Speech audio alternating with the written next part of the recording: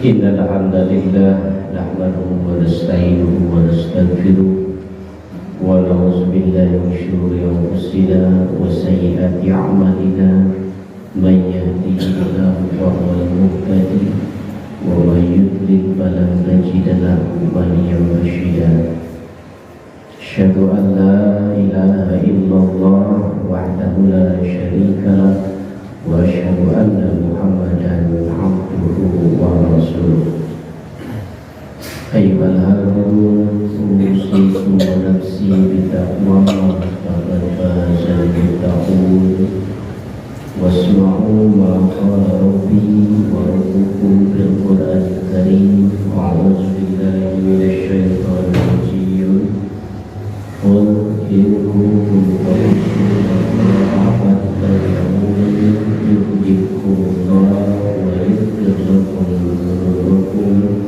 والله غفور رحيم. Alhamdulillah, puji syukur kita panjatkan kehadirat Allah Subhanahu wa Ta'ala. Juga salawat dan salam semoga terus terlimpah curahkan kepada Nabi kita Nabi Muhammad sallallahu alaihi wasallam. Alhamdulillah, pada kesempatan siang ini kita dapat berkumpul kembali dalam rangka melaksanakan salah satu kewajiban kita sebagai orang yang beriman, yaitu sholat Jumat berjamaah. Oleh karena itu, khotib wasiat khusus untuk diri pribadi khotib, umumnya untuk kalian semua. Mari kita tingkatkan keimanan dan ketakwaan kita kepada Allah Subhanahu wa Ta'ala, karena tiada hal yang dapat menyelamatkan kita baik di dunia ataupun kelak di akhirat kecuali keimanan kita pada saat ini kepada Allah Subhanahu wa Ta'ala. Hadirin kaum muslimin rahimakumullah, menuju pada sebuah ayat yang Allah firmankan dalam surah Al-Imran ayat 31. Qul in kuntum tuhibbunallaha fattabi'uni. Katakanlah, jika kalian mencintai Allah, fattabi'uni, maka ikutilah aku. Yuhibbukumullah, niscaya Allah akan mencintai kalian, wa yaghfir lakum dzunubakum, dan mengampuni dosa-dosa kalian. Kemudian di ayat yang lain di surat An-Nisa Allah berfirman, may yuti'ir rasula faqad ata'a Allah. Barang siapa yang taat kepada Rasul, sungguh dia telah taat kepada Allah. Dari dua ayat Al-Quran yang telah dibacakan barusan dapat disimpulkan bahwa siapapun yang ingin taat kepada Allah, maka mutlak wajib taat kepada Rasulullah. Dan barang siapa yang ingin mencintai Allah, maka mutlak dan wajib harus mencintai Rasulullah.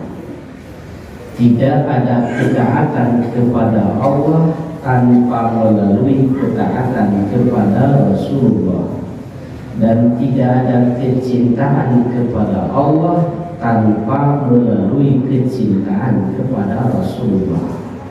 Bisa disimpulkan bahwa Allah dan Rasulnya adalah satu paket yang harus dicintai dan ditaati. Terus bagaimana kita mencintai Rasulullah? Bagaimana cara kita mencintai Rasulullah? Karena mencintai Rasulullah adalah suatu kewajiban. Kelak di yaumil kiamat, Rasulullah pernah bersabda, man ahab al-mar'u man ma'a man ahabba, bahwa seseorang itu akan beserta dengan yang dicintainya. Ketika kita saat ini mencintai Rasulullah, maka dijamin oleh Rasulullah akan bersama Rasulullah kelak di yaumil qiyamah. Bagaimana cara mencintai Rasul? Banyak cara, banyak jalan, diantaranya satu, menghidupkan sunnahnya atau mencintai sunnahnya. Di riwayat Tirmidzi Rasul bersabda, "Man ahabba sunnati faqad ahabbani, wa man ahabbani kana maya fil jannah." Atau dalam redaksi lain, "Man ahya sunnati", barang siapa yang menghidupkan sunnahku atau mencintai sunnahku, maka dia telah mencintaiku.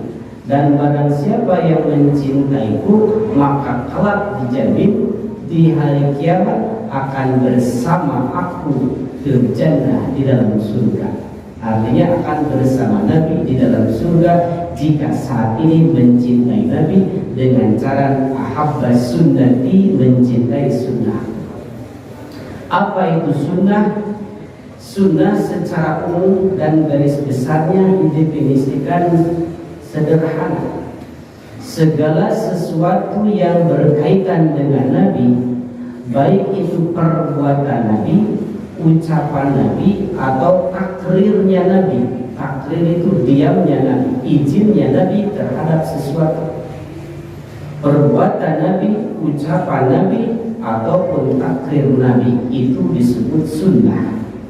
Beda dengan sunnah yang kita kenal sunat. Sunat itu nama hukum dan bukan sunat, tapi lebih dikenal dengan mandub.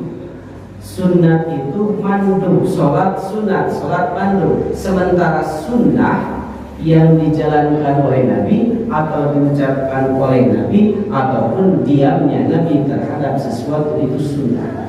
Nah, sunnah yang berkaitan dengan Nabi itulah yang mesti kita lakukan, yang mesti kita kerjakan. Ketika kita terus mengerjakan sunnah Nabi tersebut, maka kita dikategorikan orang yang mencintai Nabi.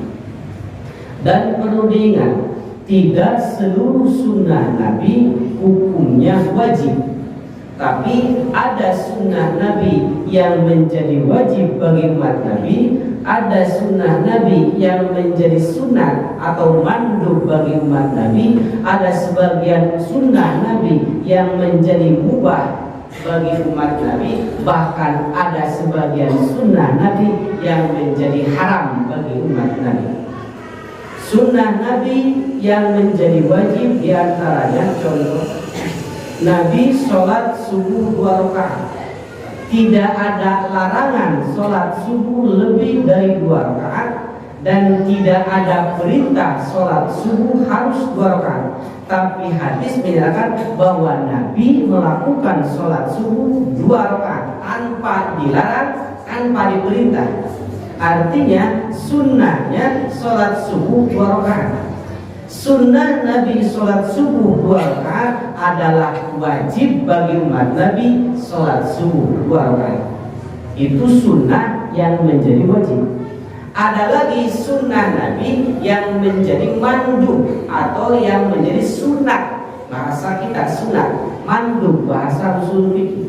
Sunnah Nabi yang menjadi mandub diantaranya Nabi sholat 2 rakaat ataupun lebih dari 2 rakaat sampai 11 rakaat di malam hari. Nabi biasa sholat malam biasa.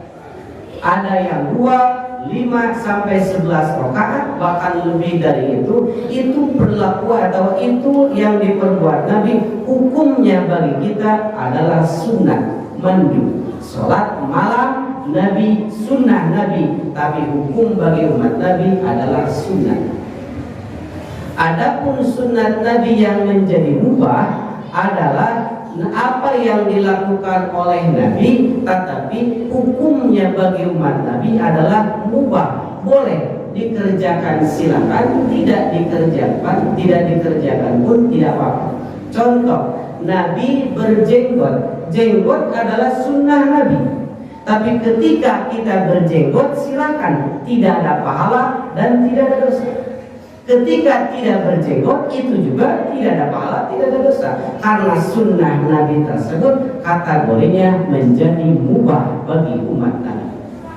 Bahkan ada sunnah Nabi yang menjadi haram bagi umat Nabi, yang dilakukan oleh Nabi tetapi haram dilakukan oleh umat Nabi. Apa itu? Di antaranya saum wisol, saum nyambung. Nabi saum tidak buka dan tidak sahur, sederhananya begitu saum wisol. Nah, saum wisol dilakukan oleh Nabi tapi dilarang, tidak boleh dilakukan oleh umat Nabi. Di sunnah Nabi banyak, tetapi hukum yang berlaku untuk kita mungkin sunnah Nabi yang jadi wajib, mungkin sunnah Nabi yang jadi sunat, jadi mandub, atau sunnah Nabi yang jadi mubah, bahkan sunnah Nabi yang menjadi haram bagi umat Nabi. Walaupun demikian, khusus dalam kategori mubah, sunnah Nabi yang sifatnya mubah bagi kita boleh dilakukan dan boleh tidak dilakukan. Tetapi jika kita melakukan didasari dengan kecintaan kita kepada Nabi, contoh, Nabi menyukai pakaian warna putih, terus kita memakai warna putih, silakan, tidak ada pahala. Terus kita memakai warna hitam pakaiannya, silakan, tidak ada dosa. Tetapi kita ketika memakai warna putih pakaiannya dengan didasari bahwa inilah bukti kecintaan kita kepada Nabi, maka insya Allah dalam pakaian putih tersebut ada kebaikan. Itu sunnah.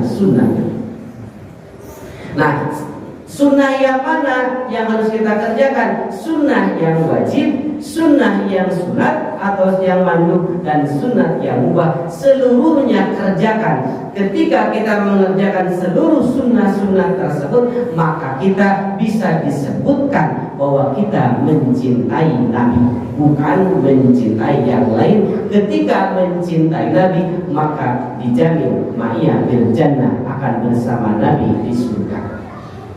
Terus sekarang, karena kita tidak sejaman dengan Nabi, banyak perbedaan, banyak perselisihan. Orang yang ini menyatakan bahwa ini sunnah Nabi, sebagian dari yang ini sunnah Nabi, antara yang sunnah dengan yang sunnah kok berbenturan.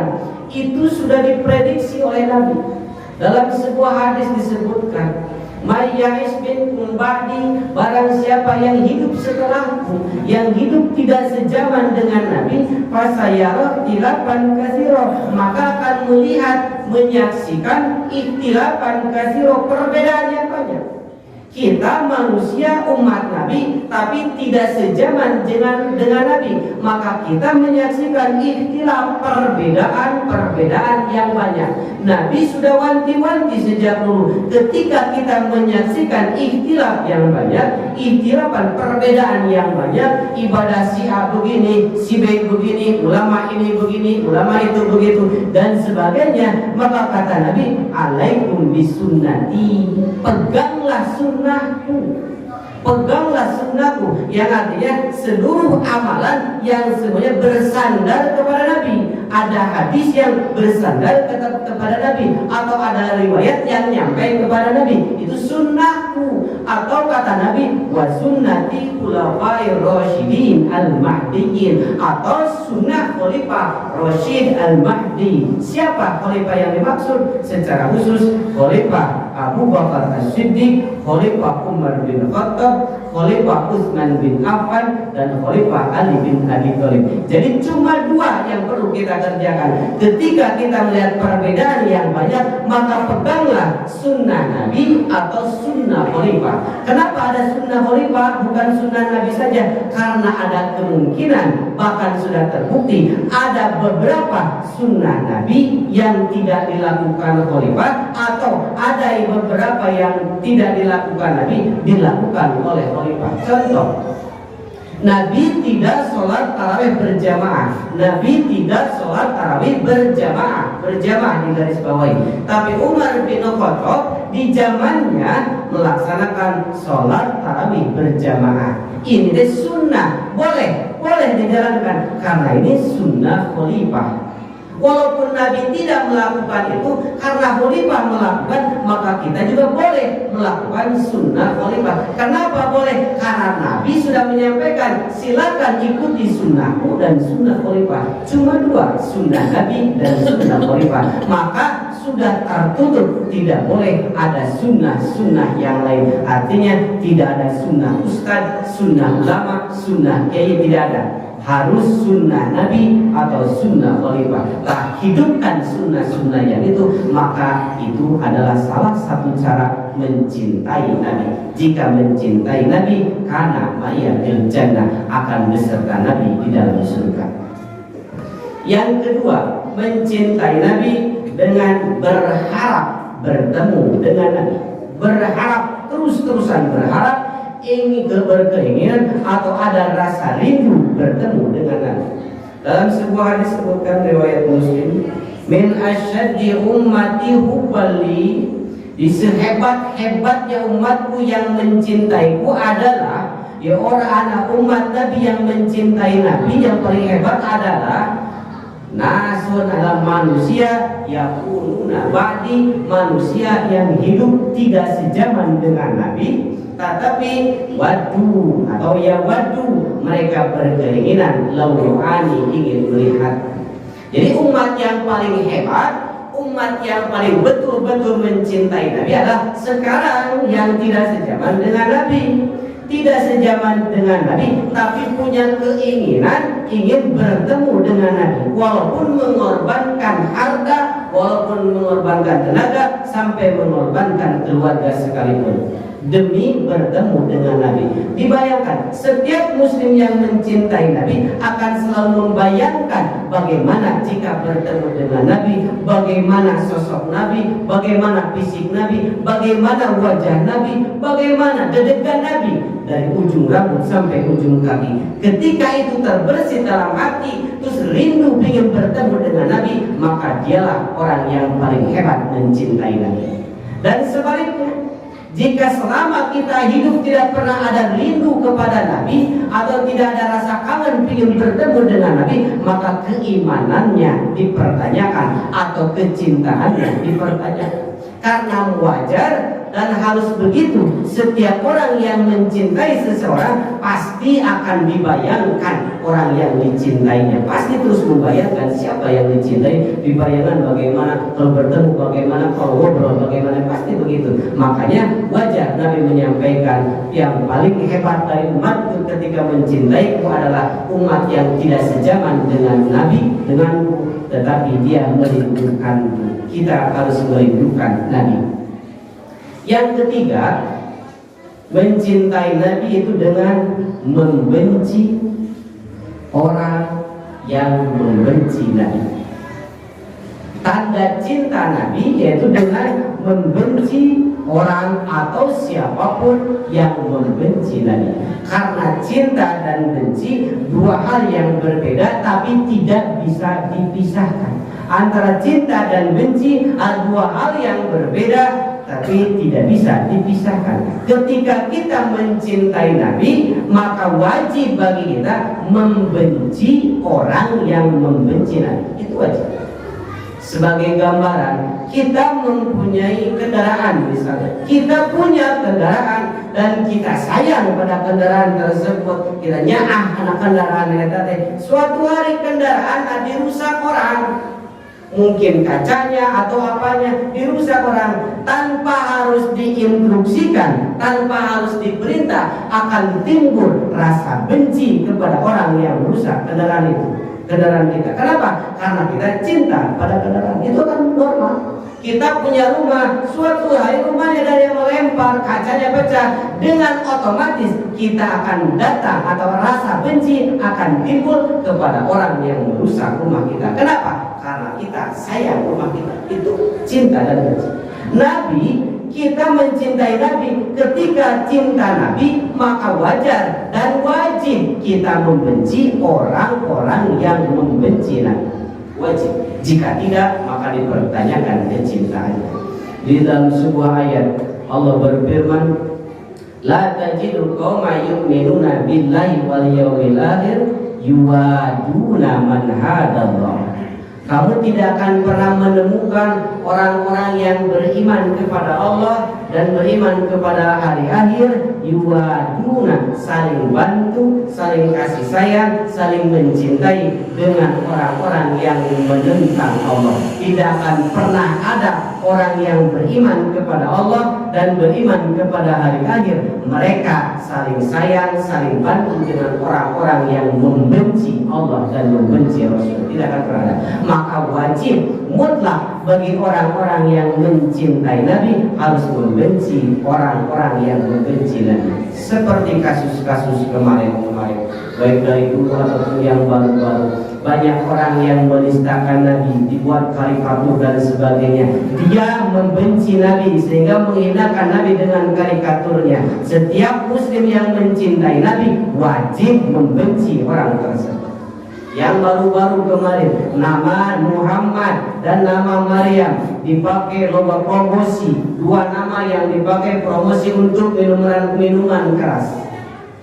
Orang muslim yang mencintai Nabi wajib membenci hal tersebut. Wajib. Kenapa? Karena dua nama tersebut dua nama yang diabadikan oleh Allah, dua nama yang harus dicintai. Siti Maryam, perempuan tersoleh sedunia, perempuan tersuci sedunia kata Al-Quran. Nabi Muhammad, orang yang paling mulia, terus dihinakan dengan dipakai, dicatut namanya untuk promosi minuman keras yang jelas-jelas haramnya. Maka setiap muslim wajib benci kepada orang yang merusak Nabi. Wajib benci. Jika kasus kemarin tidak ada reaksi dari kita tidak pernah benci. Baik dah urusan baku, baik dah bukan urusan kita dan tidak ada masalah, mensyukur nama. Maka kecintaan kepada Nabi dan dipertanyakan. Karena wajib benci. Wajib benci. Minimal ada kebencian dalam hati. Maksimalnya kita harus reaksi datang ke sana. Kenapa dua nama ini dipakai promosi minuman keras yang jelas-jelas haramnya? Dua nama itu nama yang paling istimewa karena oleh Allah.